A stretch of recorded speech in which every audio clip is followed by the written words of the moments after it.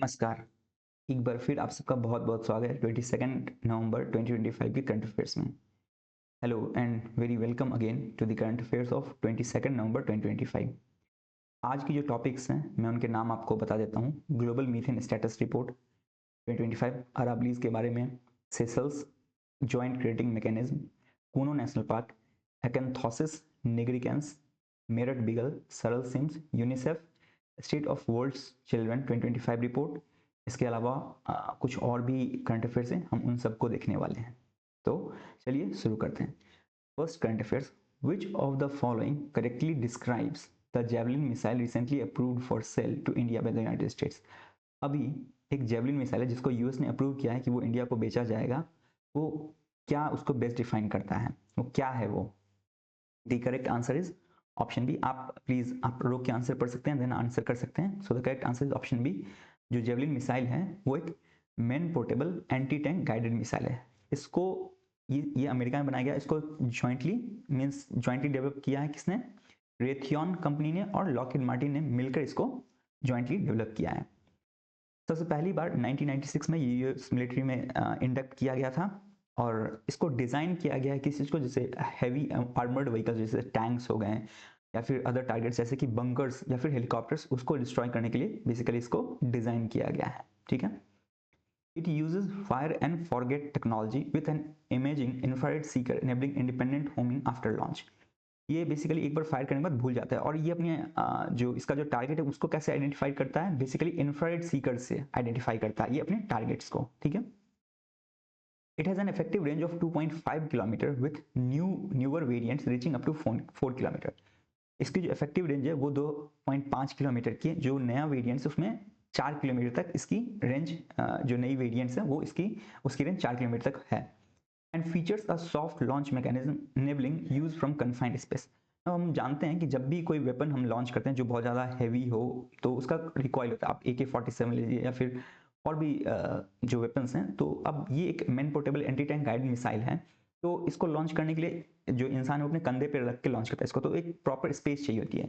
तो जब ये लॉन्च होता है फिर रिकॉइल भी होती है, तो इंसान थोड़ा सा दिक्कत में आता है, मीन्स जो सोल्जर्स को लॉन्च करते हैं। तो इसलिए इसमें एक सॉफ्ट लॉन्च मैकेनिज्म को डेवलप किया गया ताकि जो इसको छोटे स्पेस से भी आराम से लॉन्च किया जा सके। Question number 2, the Excalibur projectile recently cleared for procurement by India is best described. जो एक्सकैलिबर प्रोजेक्टाइल है जिसको कि अभी रिसेंटली इंडिया ने प्रोक्योर किया है वो क्या है? The correct answer is, again मैं ऑप्शन नहीं पढ़ा, the correct answer is option B. वो एक जीपीएस गाइडेड आर्टिलरी सेल है जिसको कि हम हाविट्जर के साथ यूज करते हैं। एक्सकैलिबर प्रोजेक्टाइल क्या है? एक जीपीएस एडेड आर्टिलरी सेल है जिसको कि हम हाविट्जर के साथ यूज करते हैं। तो Excalibur is a GPS guided artillery projectile developed by US army. इसको किसने डेवलप किया है?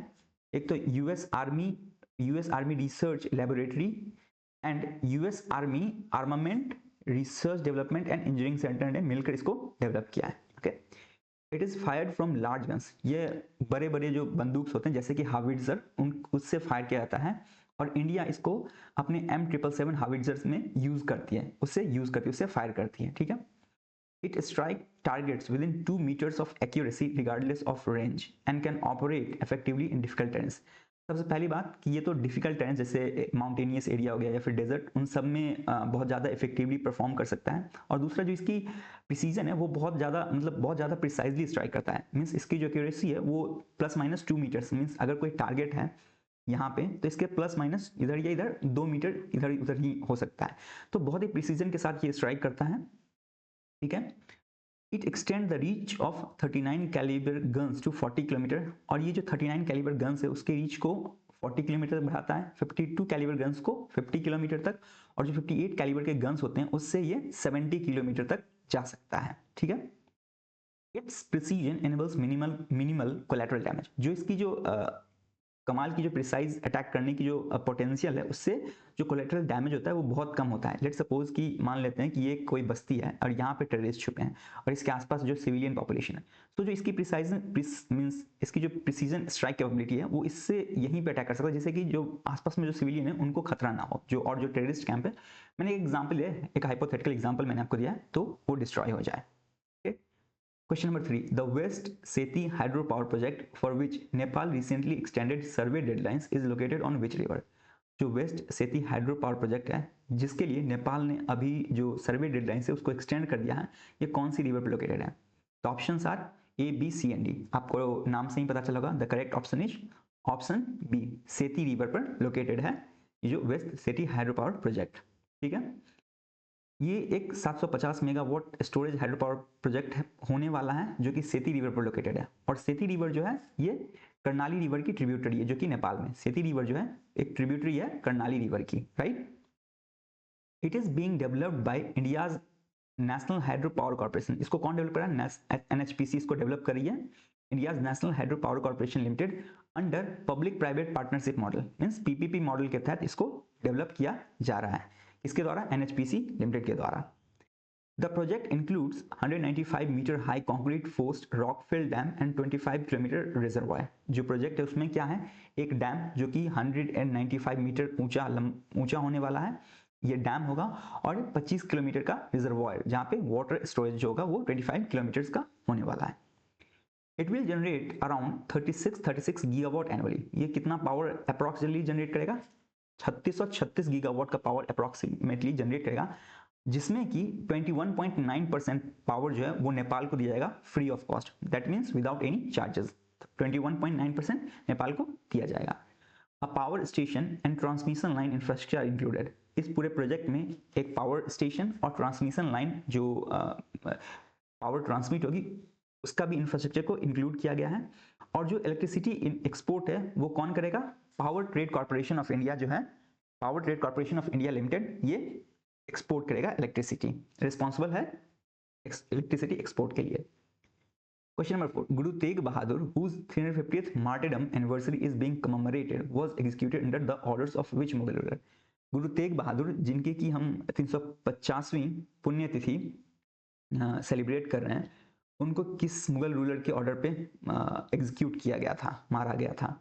Options are, correct answer is option C, Aurangzeb के ऑर्डर पर जो गुरु तेग बहादुर सिंह जी हैं उनको एग्जीक्यूट किया गया था।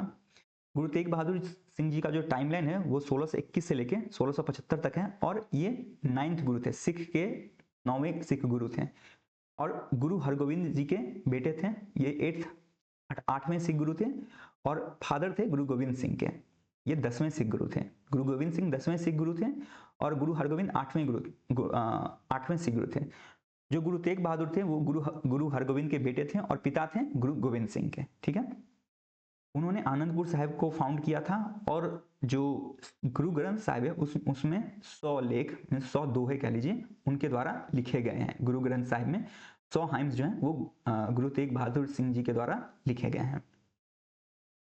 He resisted forced religious conversion, especially of Kashmiri Pandits during Mughal rule। Mughal rule के दौरान जब फोर्स रिलीजियस कन्वर्जन हुआ था, मीन्स जो लोगों के जबरदस्ती धर्म परिवर्तन का काम चला था, तो उसमें जो काश्मीरी पंडित थे उनका भी धर्म परिवर्तन किया था, तो उसके खिलाफ जो गुरु तेग बहादुर सिंह जी जो हैं, गुरु तेग बहादुर जी, इन्होंने उसको अपोज किया था, उन्होंने रेसिस्ट किया था कि नहीं होना चाहिए। Okay, he was executed by beheading in Delhi in 1675। उनको उनका सर काटकर 1675 में उनको मार दिया गया। किसके ऑर्डर पे? जो मुगल एम्परर औरंगजेब था उसके ऑर्डर पे, जब उन्होंने मना कर दिया था कि वो इस्लाम में कन्वर्ट नहीं होंगे।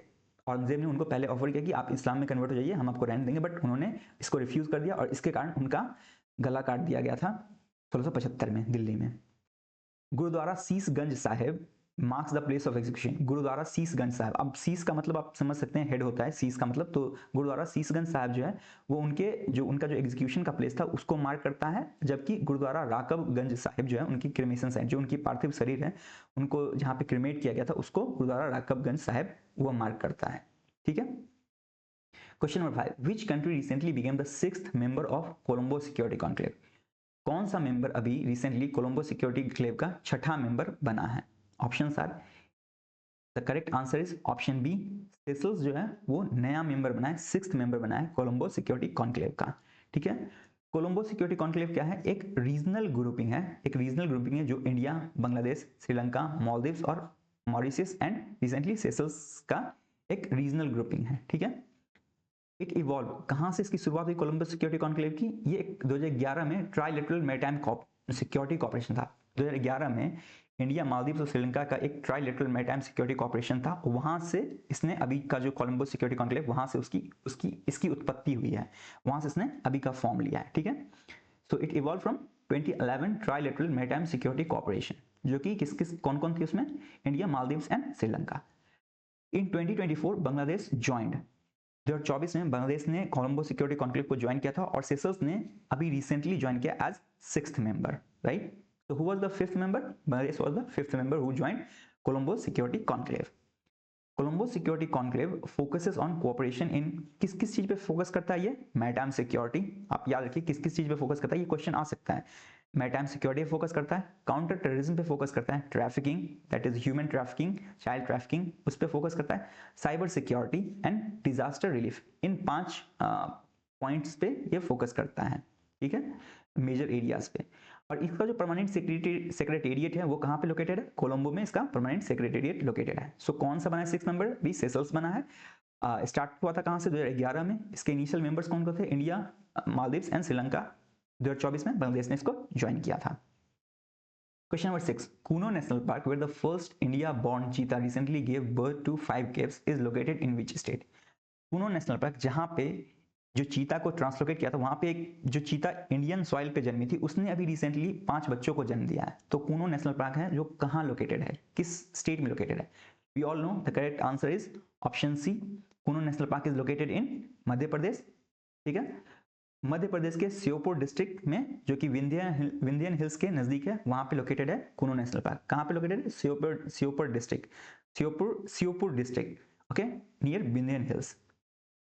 इसको 1981 में एक वाइल्ड लाइफ सेंचुरी के तौर पर एस्टैब्लिश किया गया था। It was established as a wildlife sanctuary in 1981, जिसको कि 2018 में अपग्रेड कर दिया गया as a national park. So 2018 में कूनो वाइल्ड लाइफ सेंचुरी को एक नेशनल पार्क बना दिया, जिसके बाद ये कूनो नेशनल पार्क बन गया। The park span 750 square kilometre. ये जो कूनो नेशनल पार्क है, इसकी टोटल एरिया क्या है, 750 स्क्वायर किलोमीटर है, और इसका नाम कूनो रिवर के नाम पे पड़ा है, जो कि ट्रिब्यूटरी है चंबल रिवर की, और कूनो नेशनल पार्क के बीच से बहती है, और कूनो नेशनल पार्क को 2 पार्ट्स में डिवाइड करती है, ठीक है। आप याद रखिए इसका नाम किसके रिवर पे पड़ा है, कूनो रिवर के नाम पे, जो कि ट्रिब्यूटरी है चंबल रिवर की, ठीक है। तो Kuno river is tributary of Chambal river. It was selected for India चीता इंट्रोडक्शन प्रोजेक्ट रिसीविंग। इसको सेलेक्ट किया गया था चीता के री इंट्रोडक्शन प्रोजेक्ट के लिए, मीन्स चीता जो मंगाए गए थे, 20 चीता हमने इंडिया ने मंगाया था, कहाँ से, नामीबिया और साउथ अफ्रीका से। तो कूनो नेशनल पार्क को सेलेक्ट किया गया था चीता रीइंट्रोडक्शन प्रोजेक्ट के तौर पे, ठीक है। The park hosts diverse fauna including leopards, Wolves, hyenas and over 120 bird species. ये जो पार्क है विभिन्न तरह के फौनाओं को होस्ट करता है, जैसे जिसमें आते हैं लेपर्ड्स आते हैं, वुल्व्स आते हैं, हाइनास आते हैं, और 120 तरह की अलग अलग पक्षियों की प्रजाति आती है, ठीक है। Question number 7. According to Global Methane Status Report 2025, which sector makes India a major global source of methane emission? 2025 के ग्लोबल मीथेन स्टेटस रिपोर्ट के अकॉर्डिंग इंडिया में कौन सा मेजर ग्लोबल सोर्स है मीथेन का, मीन्स इंडिया में कौन सा ऐसा सेक्टर जिससे बहुत ज़्यादा मीथेन इमिट होता है। Options are A. Oil refining, B. Agriculture, C. Transport and D. Waste management. So the correct answer is option B. Agriculture is the major global source of methane emission in India. Okay. Global methane status report 2025 इसको produce किया किसने, United nation environment programme ने, that is UNEP ने मिलकर, किसके साथ, climate and clean air pollution के साथ मिलकर इसको लॉन्च किया गया है। सो मीथेन इमिशन रिपोर्ट को किसने लॉन्च किया, याद रखिए आप, UNEP ने, and climate CCAC, climate and clean air pollution ने मिलकर इसको लॉन्च किया है। It highlights that India is the world's 3rd largest methane emitter. इसने यह बताया कि इंडिया जो है वो दुनिया का 3रा सबसे बड़ा मीथेन इमिटर है। और जो अगर लेट सपोज कि पूरी दुनिया में अगर 100% मीथेन इमिशन हो रहा है एग्रीकल्चर से, तो उसका अकेले 12% जो मीथेन इमिशन है वो सिर्फ और सिर्फ इंडियन एग्रीकल्चर से ही हो रहा है। मीन्स पूरे ग्लोब का 12% एग्रीकल्चर इमिशन का 12% इमिशन इंडिया से ही हो रहा है, methane emission, right. Methane concentration have more than doubled since pre-industrial times, increasing risk of premature deaths and crop losses. जो एटमॉस्फेयर में मीथेन की कंसंट्रेशन है वो इंडस्ट्रियल टाइम से पहले डबल, मीन्स जो इंडस्ट्रियल टाइम से पहले थी उससे कहीं 2 गुना से भी ज़्यादा हो गई है, ठीक है। जिसके कारण जो प्री मेच्योर डेथ मीन्स समय से पहले जो आकस्मिक मृत्यु है वो ज़्यादा हो गया है, और क्रॉप लॉसेस भी बहुत ज़्यादा हो गए हैं। ठीक है, इसके कारण क्रॉप लॉसेस भी बहुत ज़्यादा हो रहे हैं, जो फसलों की जो क्षति हो रही है। The report notes that 72% of global methane mitigation potential lies in G20 plus countries. ये रिपोर्ट ये भी बताती है कि जो ग्लोबल मीथेन मिटिगेट, अगर एटमॉस्फेयर में मीथेन को कम करना है तो उसका जो ओनस है वो किस पे लाई करता है? It lies on G20 plus countries में। मीन्स G20 के जो कंट्रीज हैं उसके अलावा कुछ अदर कंट्रीज जो है G20 प्लस में जो आते हैं उन पे लाई करता है कि कैसे ग्लोबल मीथेन को मिटिगेट किया जाए, जो इमिशंस हो रहा है बिल्कुल रैपिडली जो इंक्रीज हो रहा है उसको कैसे कम किया जाए। Full implementation of nationally determined contribution and methane action plans could reduce emission by 8% by 2030. अब NDC क्या है? NDC है कि कब तक नेट जीरो कार्बन मीन्स हम कब तक नेट जीरो इमिट करेंगे, मीन्स हम कब जैसे इंडिया कब नेट जीरो इमिटर बनेगा। तो हमारा टारगेट आई गेस 2060, पहले 2070 का था जिसको बाद में 2060 कर दिया। प्लीज़ आपको अगर पता हो तो प्लीज़ आप इसको कमेंट में मेंशन कीजिए। तो अगर इस प्रोजेक्ट के अकॉर्डिंग, इस रिपोर्ट के अकॉर्डिंग अगर एनडीसी और मीथेन एक्शन प्लान्स को सही से पूरी तरह से इंप्लीमेंट किया जाए तो 2030 तक हम 8% जो मीथेन है उसको रिड्यूस कर सकते हैं एटमॉस्फेयर में, right. Acanthosis nigricans, often an early indicator of pre-diabetes, primarily present as एक्थोसिस निग्रिकेंस, जिसको कि प्री डायबिटीज का अर्ली इंडिकेटर बताया गया। अगर किसी को डायबिटीज होने वाला है तो उसको बताता है कि अगर ये चीजें हो जाए, मीन्स एक्थोसिस निग्रिकेंस वो उसको इंडिकेट करता है कि यह प्री डायबिटिक पेशेंट है, मीन्स इसको अगर इसने केयर नहीं किया तो इसको डायबिटीज हो जाएगा आगे चलकर। सो क्या प्राइमरी कैसे प्रेजेंट होता है? So the options are A B C D. The correct option is option D. जो एक्थोसिस निग्रिकेंस है वो एक dark velvety patches on skin folds, ये आप देख रहे हैं स्किन पे ये जो होता है ये, तो ये है एक्थोसिस निग्रिकेंस। ये क्या होता है? बेसिकली डार्क पैचेस होते हैं, डार्क वेलवेटी पैचेस होते हैं जो स्किन फोल्ड्स पे होते हैं। It is a skin condition presenting as dark thick velvety patches on fold such as neck, underarms and groin. Neck, गर्दन, अंडर आर्म्स और ग्रोइन पे ये थिक डार्क काला कलर का थिक वेलवेटी पैचेस हो जाते हैं। अगर कोई प्री डायबिटिक है, मीन्स उसको डायबिटीज अगर उसने केयर नहीं किया तो डायबिटिक पेशेंट हो जाएगा। तो ये एक इंडिकेटर है प्री डायबिटीज का, ठीक है। It is commonly associated with obesity, insulin resistance, metabolic syndrome and diabetes mellitus. Commonly किससे एसोसिएटेड है? ये ओबेसिटी से एसोसिएटेड है, insulin resistance, metabolic syndrome and diabetes mellitus, इन सबसे रिलेटेड है। Symptoms develop gradually and may include, symptoms जो है वो ग्रेजुअली धीरे धीरे बढ़ते रहते हैं अगर उनको कंट्रोल नहीं किया गया। और क्या हो सकता है? इचिंग, ज़्यादा खुजली होना या फिर खराब बदबू आना। Rapid progression will linked with insulin, और बहुत तेजी से बढ़ता है अगर इंसुलिन की रेसिस्टेंस में शरीर में इंसुलिन अगर कम हो रही हो तो उसके साथ वो बहुत रैपिड इसका प्रोग्रेशन होता है। Rarely it may be linked to malignancies such as melanoma और stomach and liver cancer। बहुत रेयर केसेस में ये जो है कैंसर का भी फॉर्म ले सकता है। जो मेलिजेंसीज है, melanoma is also a type of cancer, and stomach and liver cancer का बहुत रेयर केसेस में अगर इसको सही से ट्रीट नहीं किया गया तो रेयर केसेस में it can confirm into a cancer like stomach और लीवर कैंसर्स, ठीक है। Treatment involves addressing the underlying cause and may include topical creams, laser therapy and dermabrasion। जो इसके ट्रीटमेंट है वो क्या क्या हो सकते हैं? कुछ क्रीम्स जो डॉक्टर्स के द्वारा सजेस्ट किया गया वो हो सकते हैं, लेजर थेरेपी हो सकते हैं, या फिर डर्माब्रेशन होता है। एब्रेशन मीन्स काइंड ऑफ उसको रिमूव करना, उसको हटाना, तो वो हो सकता है। Okay, question number 9। The recently GI tagged Meerut beagle is traditionally used for. जो अभी रिसेंटली मेरठ बीगल को जीआई टैग दिया गया, इसको किस चीज के लिए यूज किया जाता है? Options are, the correct answer is option D. Again मैं ऑप्शंस नहीं पढ़ा, correct answer is option D, military drills के लिए यूज किया जाता है। ओके, मेरठ बीगल जो है वो एक ब्रास से बना हुआ एक इंस्ट्रूमेंट है जिसको कि ट्रेडिशनली यूज किया जाता है किसमें? मिलिट्री ड्रिल्स में, वॉर्स में, पैरेड्स में और सेरेमोनियल इवेंट्स जो होते हैं उनमें इनको यूज किया जाता है। Its production in Meerut dates back to the late 19th century and has strong ties with India's military tradition। जो इसका प्रोडक्शन है, मेरठ बीगल का जो प्रोडक्शन है वो लेट 19th सेंचुरी से हुआ, मीन्स वहाँ से होता है। लेट 19th सेंचुरी में इसका प्रोडक्शन हुआ था मेरठ से, और इसकी एक बहुत ही मीन्स कह सकते हैं कि स्ट्रॉन्ग टाइज है, मीन्स बहुत ही मजबूत इंडिया मिलिट्री ट्रेडिशन के साथ बहुत ही मजबूत संबंध रहे हैं इसके हमेशा मेरठ बीगल के, ठीक है। क्योंकि ऑब्वियसली इसको यूज किया था इसमें मिलिट्री ड्रिल्स में या फिर सेरेमनीज में, पैरेड्स में, वॉर्स में इसको यूज किया जाता है। बिगल्स जो हैं वो किस चीज़ से बने होते हैं? Mainly manually they are means manually बनाए जाते हैं उनको। हैमर्ड ब्रास सीट, जो ब्रास होते हैं उसके सीट से तो बनाए जाते हैं और specialise using specialised dies means काटने का जो मशीन होता है उससे उसको काटा जाता है। ठीक है। Types include copper, gold finish and silver finish bugles. जो इसमें टाइप आते हैं वो कॉपर के हो सकते हैं, गोल्ड फिनिश बिगल्स हो सकते हैं या फिर सिल्वर फिनिश बिगल्स हो सकते हैं। ठीक है।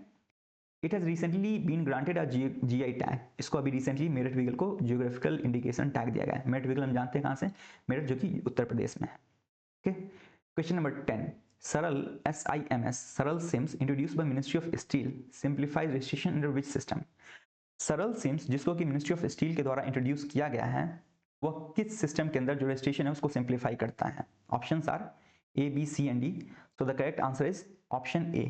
Steel import and monitoring system के अंदर जो सरल सिम्स है वो रजिस्ट्रेशन को सिंप्लीफाई करता है। Okay.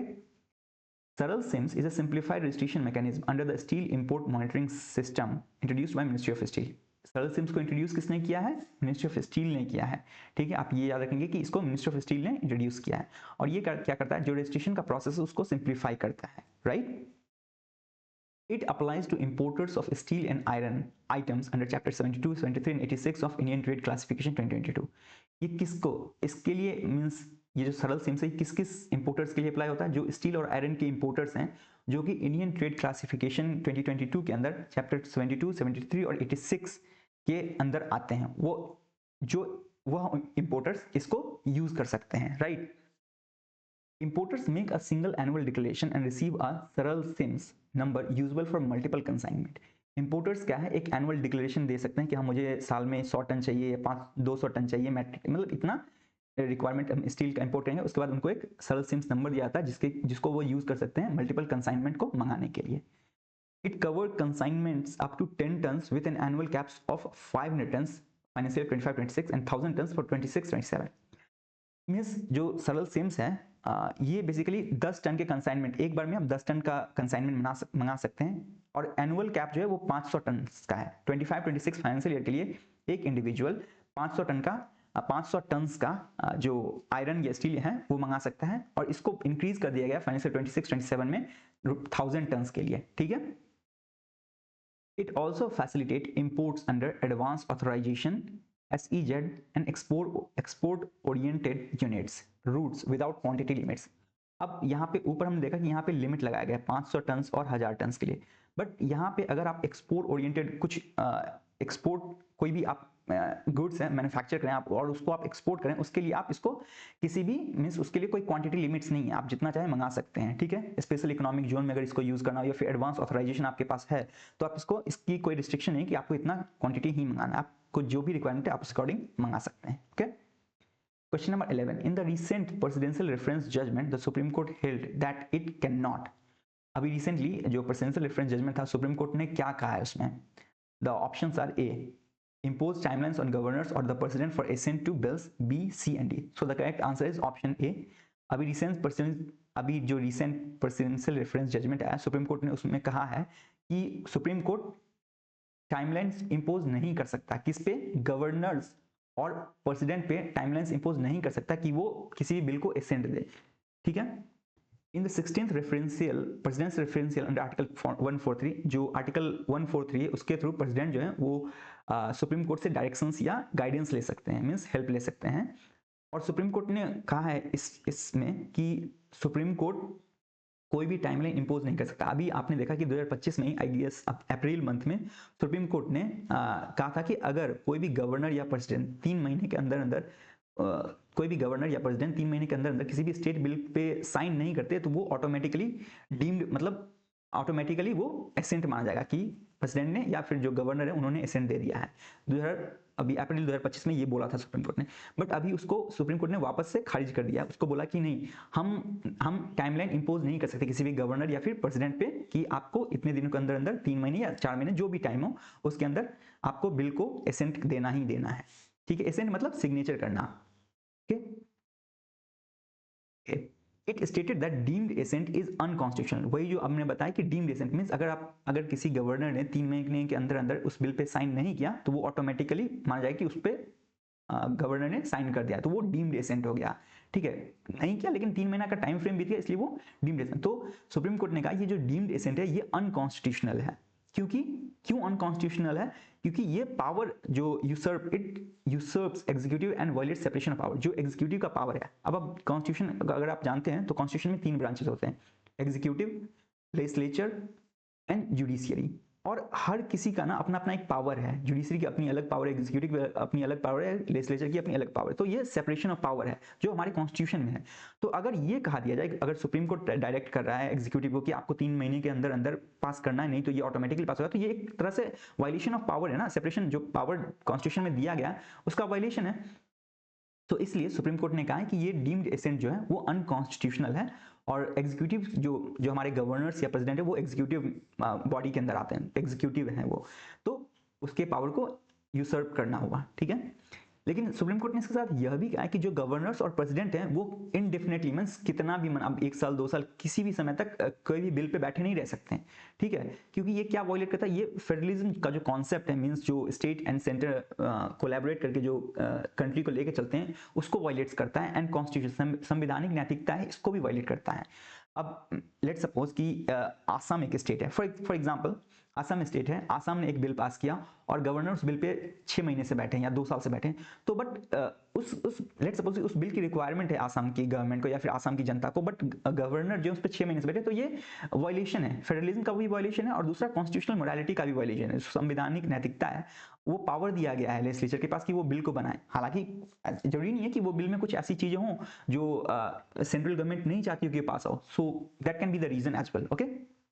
Judicial review is limited to examining malified intent, not the merit of assent decision. Now, इसमें जो है ना सुप्रीम कोर्ट ने ये भी कहा कि लिमिटेड जुडिशियल एप्लीकेबल है, जो लिमिटेड जुडिशियल, अगर कोई गवर्नर या फिर जो प्रेसिडेंट है हमारे, अगर वो किसी बिल को नहीं साइन करता तो उसमें हम देखेंगे कि उसमें लिमिटेड जुडिशियल रिव्यू है, बहुत रेस्ट्रिक्टेड जुडिशियल इंटरवेंशन होगा, ठीक है। उसमें देखेंगे कि जो गवर्नर या प्रेसिडेंट का वो इंटेंट क्या है, मींस उनकी सोच क्या है कि वो किस कारण से बिल को पास नहीं होने देना चाहते हैं, और वो ये नहीं कंसीडर करेंगे कि वो एसेंट दे रहे हैं या नहीं दे रहे हैं, उनके इंटेंट को देखा जाएगा। नाउ अगेन ये जो मैलाफाइड इंटेंट है ये बहुत ही ब्रॉड टर्म है, समझ रहे हो आपकी, अब कोई कैसे जान सकता है कि गवर्नर के क्या इंटेंट है या फिर जो हमारे प्रेसिडेंट है उनके क्या इंटेंट है। सो जुडिशियल रिव्यू है लिमिटेड है examining mala fide intent and not the merit of assent decision, उनके मेरिट एसेंट के मेरिट पे नहीं कि वो उन्होंने एसेंट दिया है या नहीं दिया है, okay. Article 200 and 201 outlines the options available to governors and the presidents on state bills without specifying timelines.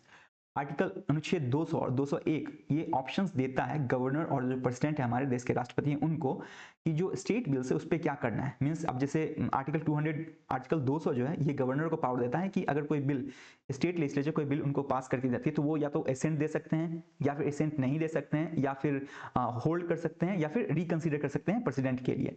और आर्टिकल 201 प्रेसिडेंट को पावर देता है उस बिल पे एक्ट करने के लिए। तो मैं आसान भाषा में आपको बता दूं कि 200 और 201 जो अनुच्छेद हैं वो गवर्नर्स और प्रेसिडेंट को पावर देते हैं कि स्टेट बिल्स पे क्या एक्शंस परफॉर्म करना है, ठीक है। और कोई टाइमलाइन नहीं दिया है कि आपको इतना टाइमलाइन के अंदर करके देना है, सिग्नेचर करना है या कुछ भी करना है, ओके।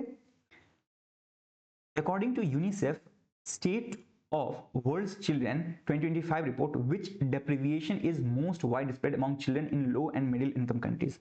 So options are 2025 के state of world's children report में कौन सा डिप्रीविएशन है जो सबसे ज्यादा वाइड स्प्रेड, सबसे ज्यादा प्रभावित है बच्चों में, जो लो और मिडिल इनकम कंट्रीज के जो बच्चे हैं उनमें कौन सा सबसे ज्यादा प्रभावित डिप्रीविएशन है, ठीक है। The options are, correct answer is option C, sanitation, means lack of sanitation जो है उससे बच्चे जो लो और मिडिल इनकम के जो बच्चे हैं वो बहुत ही ज्यादा प्रभावित हैं, okay. The SOWC 2025 report, SOWC 25 report जो है इसका टाइटल क्या है, ending child poverty our shared imperative, ending child poverty our shared imperatives, और ये 130 low and middle income countries को कवर करती है, यह 130 लो और मिडिल इनकम कंट्रीज जो है उनको कवर करता है, ठीक है। It states that sanitation is the most widespread severe deprivation among children. यह बताता है कि सैनिटेशन जो है वो सबसे ज्यादा वाइड स्प्रेड और सीवियर डेप्रीविएशन है बच्चों के लिए। मींस सैनिटेशन की फैसिलिटीज अवेलेबल नहीं, फैसिलिटीज तो एक सोफिस्टिकेटेड वर्ड हो गया, मींस जो बेसिक नीड है सैनिटेशन की वो भी अवेलेबल नहीं है बच्चों के पास। ग्लोबली मतलब वैश्विक स्तर पर 19% बच्चे जो हैं वो बहुत ही ज़्यादा एक्सट्रीम पॉवर्टी में रह रहे हैं, मीन्स उनके पास पैसों की बहुत ही ज़्यादा कमी है, जो लगभग $3 पर डे के से भी कम में रह रहे हैं। अब $3 पर डे कितना हो गया, लगभग 80 रुपीज़, 88 रुपीज़ इज समथिंग, तो let suppose 250 rupees approx, 250 60 rupees के अप्रॉक्स, ठीक है। In India, 206 million children face at least one deprivation and 62 million children face two or more. Bharat में लगभग 206 मीन्स 20 करोड़ बच्चे ऐसे हैं जो कम से कम एक डेप्रीविएशन को फेस करें, और 62 मिलियन मीन्स 6 करोड़ बच्चे ऐसे हैं जो दो या दो से अधिक डेप्रीविएशंस जो बेसिक सर्विसेज हैं उनको भी नहीं मिल पा रही है, जैसे एजुकेशन, हाउसिंग, सैनिटेशन, न्यूट्रिशन, इनको फेस कर रहे हैं, ठीक है। The report highlights conflict, climate change, demographic pressure, and reduced official development assistance as key drivers for child poverty. Now, बच्चों की गरीबी के लिए क्या क्या रीजंस हैं, ये रिपोर्ट बताती है कि कॉन्फ्लिक्ट, जो तनावपूर्ण जो स्थिति है, झगड़ा, लड़ाई, या फिर जो conflict, internal conflict, climate change, जो मौसम का जो परिवर्तन है, डेमोग्राफिक प्रेशर, जो बढ़ती आबादी के साथ जो प्रेशर हो रहा है, रिसोर्सेज कम हो रहे हैं, हमारी आबादी बहुत रैपिडली बढ़ रही है उसका, और जो ऑफिशियल डेवलपमेंट असिस्टेंस मीन्स जो सरकार या फिर कोई स्टेट गवर्नमेंट, पंचायत जो हेल्प करती है वो भी कम हो गई, इसके कारण चाइल्ड पॉवर्टी बहुत ज़्यादा बढ़ रहा है। Which crop category recorded over 8% growth in India's final crop production estimate 24-25? India का जो फाइनल क्रॉप प्रोडक्शन एस्टीमेट है 2024-25 के लिए, उसमें किस क्रॉप कैटेगरी ने 8% ज़्यादा ग्रोथ रिकॉर्ड की है? Options are A pulses, B oil seed, C sugarcane, D spices. So the correct answer is option B oil seed. ये जो फाइनल क्रॉप एस्टीमेट है इसको रिलीज किसने किया है, मिनिस्ट्री ऑफ एग्रीकल्चर ने इसको रिलीज किया है 2024-25 के लिए, और इसमें बताया कि रिकॉर्ड प्रोडक्शन हुआ है किसका, सीरियल्स का और ऑयल सीड का रिकॉर्ड प्रोडक्शन हुआ है 2024-25 का, ठीक है। इसको रिलीज किसने किया, मिनिस्ट्री ऑफ एग्रीकल्चर ने। Oil seeds recorded an increase of over 8% compared to 23-24. Oil seed जो है उसमें 8% तक की बढ़ोतरी हुई है जो 23-24 के मुकाबले, और जिसको कि ड्राइव किसने किया, उसके जो ड्राइवर्स हैं वो कौन है, soybean and groundnut, means soybean and groundnut की प्रोडक्शन बहुत ज़्यादा हुई है, जिसके कारण 8% ग्रोथ इंक्रीज रिकॉर्ड किया गया है ऑयल सीड प्रोडक्शन में, right. Cereals such as rice, wheat, maize and millets also saw significant growth. Cereals जैसे कि राइस, चावल हो गए, wheat, maize and millets, इन्होंने भी सिग्निफिकेंट ग्रोथ देखी है। Government initiatives like MSP, assurances for pulse and self-reliance in pulse mission support production. अब इसके जो क्रॉप प्रोडक्शन उसके बढ़ने के रीजंस क्या क्या हैं, तो MSP एश्योरेंस जो मिनिमम सपोर्ट प्राइस एश्योरेंसेस हैं जो पल्स के लिए भी दिए गए हैं, मीन्स गवर्नमेंट प्रोक्योर करेगी MSP के अंदर जो पल्सेस हैं उनको, और सेल्फ रिलायंस इन पल्स मिशन सपोर्ट, जो ये मिशंस गवर्नमेंट के द्वारा लॉन्च किए गए उसके कारण, और मिनिमम सपोर्ट प्राइस जो दिए गए थे पल्सेस के लिए, उसके कारण ये ग्रोथ रजिस्टर्ड हुई है। इरिगेशन, इसके अलावा कुछ इरिगेशन स्कीम जो गवर्नमेंट ने लॉन्च की, जैसे प्रधानमंत्री कृषि सिंचाई योजना, एंड ने हेल्प किया है जो सस्टेन क्रॉप प्रोडक्टिविटी उसको इंक्रीज करने में, राइट। तो किसने 8% ग्रोथ रिकॉर्ड किया, the correct answer is option B oil seed ने। इसके अलावा जो सीरियल्स हैं उन्होंने भी major growth, significant growth record किया है, okay. Question number 14, which of the following best describes the geographical significance of Aravalli range? इनमें से कौन सा ऑप्शन है जो अरावली के जियोग्राफिकल सिग्निफिकेंस को बहुत बेहतर तरीके से बताता है? So the correct answer is option D. It prevents the eastward spread of Thar desert. जो अरावली रेंज है वो प्रिवेंट करता है जो थार डेजर्ट उसका ईस्टवर्ड एक्सपेंशन, मींस अगर अरावली रेंज नहीं होता तो जो नॉर्थ वेस्टर्न जो विंड्स चलती है उससे जो डेजर्ट्स हैं वो धीरे धीरे ईस्टर्न साइड में, ईस्टर्न इंडिया में आते चले जाते हैं, तो अरावली उसको प्रिवेंट करता है, okay. The Aravalli Range is one of the world's oldest fold mountains spanning Gujarat, Rajasthan, Haryana, Delhi. Aravalli जो है वो दुनिया की सबसे ओल्डेस्ट फोल्ड माउंटेन्स हैं जो कहाँ किस राज्य में है, गुजरात में है, गुजरात में, राजस्थान, हरियाणा और दिल्ली 4 राज्यों में है, ठीक है। It act as green barrier preventing eastward spread of Thar desert into the Indo-Gangetic plain.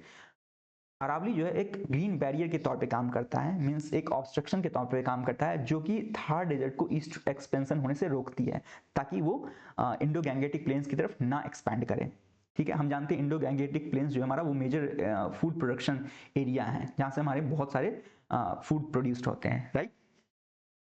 It serves as a key aquifer recharge zone and watershed between Ganga and Indus basin, और वो उसके अलावा क्या है, की एक्विफायर रिचार्ज जोन है, जो अरावली है वो की एक्विफायर रिचार्ज जोन है जो कि वाटर सेट है, गंगा और इंडस बेसिन के बीच वाटर सेट का भी काम करता है। Watershed means divide, that line that divides the two different basins, Ganga basin and Indus basin, okay. Major basin का लीजिए या फिर इंडो गैंगेटिक प्लेन्स का लीजिए, इंडस बेसिन से। उसके मेजर रिवर्स हैं जैसे कि बनास हो गया, लूनी हो गया एंड सहीवी, ओरिजिनेट और are influenced by the Aravallis. जो बनास, लूनी या सहीवी रिवर है या तो वहां से ओरिजिनेट होती है या फिर अरावली से इन्फ्लुएंस होती है किसी ना किसी, इन वन और दी अदर वे। जैसे अब बारिश हुई तो वहां से अरावलीज को जो फ्लड है उसको, सॉरी नॉट फ्लड, जो क्लाउड्स हैं उनको रोकता है, फिर उससे बारिश होता है और वो नदी बनती है। ठीक है। The Aravali Green Wall Project aims to restore degraded landscape and prevent desertification। जो अरावली ग्रीन वॉल प्रोजेक्ट है उसका एम क्या है कि जो भी डिग्रेडेड लैंडस्केप है, जो खराब हो गए हैं, उनको रिस्टोर किया जाए और जो डेजर्टिफिकेशन है, जो लगातार एक्सपेंशन है डेजर्ट्स का, उसको रोका जाए, प्रिवेंट किया जाए। ओके। अरावलीज की हाईएस्ट पीक क्या है, हाईएस्ट पीक क्या कौन सी है, गुरु शिखर है जो कि माउंट आबू पे लोकेटेड है। Aravallis highest peak is Guru Shikhar which is located on Mount Abu. Question number 15. Under the Juvenile Justice Act 2015, preliminary assessment for trying a child as an adult applies to which category of offenses? Juvenile justice act 2015 में कौन सा ऐसा offence है जो अगर एक बच्चा करता है तो उसको एज ए एडल्ट की तरह ट्रीट किया जाता है ऑफेंसेस के लिए? सो the correct answer is option A, heinous offences. Heinous offences bye children above 16 years. जो भी बच्चे बहुत ही ज़्यादा घृणा वाले जो ऑफेंसेस हैं वो करते हैं, उनको फिर एक एडल्ट की तरह ट्रीट किया था। उसमें भी कुछ क्लॉजेस होते हैं, हम उनको देखते हैं। Juvenile justice act 2015 governs children in conflict with law. Juvenile justice act, जिसको कि जेजे एक्ट भी बोला जाता है, ये क्या करता है बेसिकली, जो भी बच्चे कानून का उल्लंघन करते हैं उनको इस लॉ के तहत ट्रीट किया जाता है, और जो जिन और उन बच्चों को भी जो इसकी जिसको इनकी संरक्षता मीन्स जिनको इनका प्रोटेक्शन चाहिए। ठीक है। Juvenile justice boards operate in every district to handle cases of children in conflict with law. Juvenile justice board जो है वो हर एक डिस्ट्रिक्ट में, हर एक जिला में है, और जो क्या करता है, देखता है कि जो भी बच्चे कानून का उल्लंघन करते हैं या फिर कॉन्फ्लिक्ट में आते हैं लॉ के साथ, तो उसको उनके केसेस को वो हैंडल करती है। For heinous crimes or offenses committed by children above 16, the JJB conducts a preliminary assessment of medical and physical capacity। अगर कोई भी बहुत ही हीनियस ऑफेंस या हीनियस क्राइम, बहुत ही घृणात्मक काम किया गया हो एक बच्चा जो कि 16 साल से ऊपर का है, तो जुवेनाइल जस्टिस बोर्ड है एक प्रिलिमिनरी असेसमेंट कंडक्ट करती है, जो कि उसकी मेंटल और फिजिकल कैपेसिटी को जांचती है, और उसके आधार पर वो बताती है कि इसको एज ए एडल्ट ट्रीट करना है या फिर इसको एज ए चिल्ड्रन ट्रीट करना है। ठीक है। Based on this children courts में decide whether child will be tried as an adult, और इसी आधार पर वो डिसाइड किया था कि जो बच्चा है उसको चिल्ड्रन कोर्ट में एक चाइल्ड की तरह ट्रीट किया जाए या फिर एक एडल्ट की तरह ट्रीट किया जाए, ट्रायल पे जाए वो। National state commission for protection of child rights minor implementation. National and state commission for protection of child rights monitor, और इसके इंप्लीमेंटेशन कौन मॉनिटर करता है? नेशनल और स्टेट कमीशन, जो for NPCPR, protection of child rights. ठीक है। Question number 16. Seychelles, the newest member of the Colombo Security Conclave, is located in which region? Seychelles जो Colombo Security Conclave का नया मेंबर है वो किस रीजन में लोकेटेड है? Options are A South China Sea, B western Indian Ocean, C Mediterranean Sea, D Atlantic coast of Africa. So the correct answer is option B, western Indian Ocean में। हम सब जानते हैं सेशल्स जो है Madagascar के ऊपर कहीं ना कहीं लोकेटेड है। ओके। सेशल्स एक आर्किपेलगो है, कितने आइलैंड का? 155 आइलैंड्स का, जो कि western Indian Ocean north east of Madagascar, जो पूर्वी उत्तर नॉर्थ ईस्ट के मींस मेडागास्कर के उत्तर पूर्वी क्षेत्र में लोकेटेड है। वो अफ्रीका का स्मॉलेस्ट कंट्री है by area as well as by population. Seychelles जो है अफ्रीका का सबसे स्मॉलेस्ट कंट्री है, एरिया के अकॉर्डिंग भी और पॉपुलेशन के अकॉर्डिंग भी। ठीक है। The island lie on Mascarene plateau with volcanic and coral atoll characteristic. जो आइलैंड है वो मैस्करीन प्लेट्यू पे लाई करता है, और जिसकी कैरेक्टरिस्टिक वो वोल्केनिक आइलैंड्स हैं, और या फिर जो कोरल से बने हुए आइलैंड्स हैं वो हैं। ठीक है। Two major island groups are Mahe group and the outer islands. दो ग्रुप सेशल्स के दो मेजर आइलैंड ग्रुप्स हैं, कौन कौन से हैं? एक तो माहे ग्रुप है, दूसरा आउटर आइलैंड्स हैं। ठीक है। It has recently joined Colombo security conclave as the 6th member, और सेशल्स ने अभी रिसेंटली, हमने ऊपर भी देखा इससे रिलेटेड करंट अफेयर्स, जो सेशल्स ने अभी रिसेंटली कोलंबो सिक्योरिटी कॉन्क्लेव को ज्वाइन किया as a 6th member. Okay. Next, Which country initiated the joint creating mechanism for promoting low carbon technologies? किस कंट्री ने इनिशिएट किया है joint creating mechanism जिससे कि लो कार्बन टेक्नोलॉजीज, जो मीन्स कम कार्बन को इमिट करता है, उन वैसी टेक्नोलॉजी को प्रमोट किया जाए? The options are A, B, C and D. Correct answer is option C, Japan ने इसको इंट्रोड्यूस किया ज्वाइंट क्रिएटिंग मैकेनिज्म को। इसको JCM को लॉन्च किया गया था जापान ने, कब? 2013 में। किसके लिए? To promote diffusion of low carbon technology, means जो लो कार्बन टेक्नोलॉजी उसको बहुत ही ज़्यादा वाइडली रैपिड या फिर डिफ्यूज किया जाए, मीन्स अलग अलग देशों या देश या कंट्री में पहुंचे ताकि जो कार्बन इमिशन है वो कम हो सके। It supports bilateral crediting partnership enabling emission reduction and sustainable development. ये क्या करता है? मीन्स बायलैटरल, लेट सपोज कि दो कंट्री हैं A and this is B. एक कंट्री है जो अगर इसकी मान लो कि इसको एक रिक्वायरमेंट देगी 100 टन तक ये कार्बन को इमिट कर सकता है और इसने इमिट किया 80 टन, राइट। और दूसरी कंट्री है, ये दूसरी कंट्री है ए, इसको इसकी भी 100 टन तक की इमिट कर सकता है लेकिन इसने इमिट किया 120। तो क्या करेगा, ये जो 20 टन जो बचा हुआ है, ये 20 टन का क्रेडिट बना के ये इसके क्रेडिट को परचेज करेगा। कंट्री ए जो है ये बी है और ये ए है, तो ए कंट्री जो है ये 20 टन जो है जो इसने इमिट कम किया उसका क्रेडिट ये परचेज कर लेगा। तो इस तरह से ये दोनों मीन्स जॉइंट क्रेडिटिंग मैकेनिज्म जो है काम करता है, ठीक है, और सस्टेनेबल डेवलपमेंट में हेल्प करता है along with emission reductions. The mechanism now covers over 31 partner countries. इस मैकेनिज्म में 31 पार्टनर कंट्रीज आते हैं और लगभग 280 से ज़्यादा प्रोजेक्ट्स इन्वॉल्व हैं, ओके। और यह आर्टिकल पेरिस एग्रीमेंट के क्लाइमेट आर्टिकल 6 के अंदर फंक्शन करता है जो promote transparent credit sharing and finance mobilisation, okay. Focus sector include renewable energy, green hydrogen, sustainable aviation fuel, biogas and hard to abate industrial sector. जो focus sector है वो कौन कौन से हैं? एक तो रिन्यूएबल एनर्जी है, green hydrogen, sustainable aviation fuel SAF, biogas and hard to abate industrial sectors. जो इंडस्ट्री बहुत ही ज़्यादा मतलब जिनको कि बहुत ही डिफिकल्ट है उनको कि उनका कार्बन इमिशन कम किया जाए, उनको hard abate to industrial sectors बोला जाता है। इन सेक्टर्स पे ये फोकस करती है, okay. So that was it for the current affairs of 22nd November 2025. I hope that you all guys have learned something from this. If you please do provide your feedback. I would really appreciate your feedback. So what things I can work on, how I can improve this thing. So that would be I would welcome with it open heart. So thank you so much and have a great day. Thank you.